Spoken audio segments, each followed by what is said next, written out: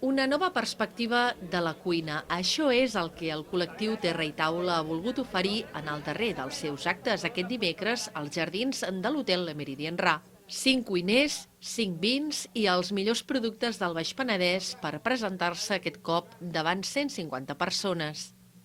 L'objectiu és donar a conèixer aquest hotel, perquè ens han convidat des de part de l'hotel, molt contents de l'Hotel Rà, la seva direcció, de convidar-lo a disfrutar aquest espai, i hem portat aquí el que fem sempre en Terra i Taula, que són els millors productes, els vins, i els cuiners mostrant les seves virtuts a la cuina.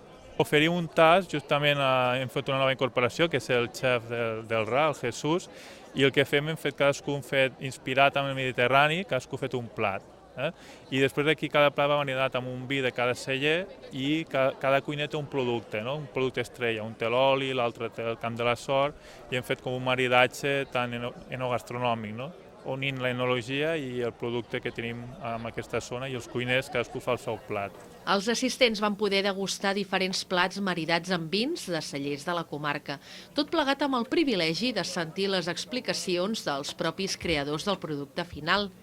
El públic es mostrava encantat en una cita que ha batut rècords entre les que el col·lectiu gastronòmic ha organitzat.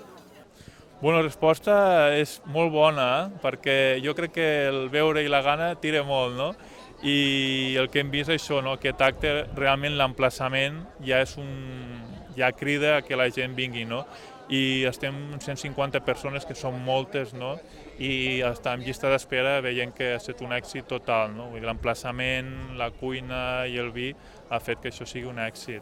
L'art culinari i vinícola s'ha fusionat novament amb l'art plàstic gràcies a la presència del pintor japonès Wataru.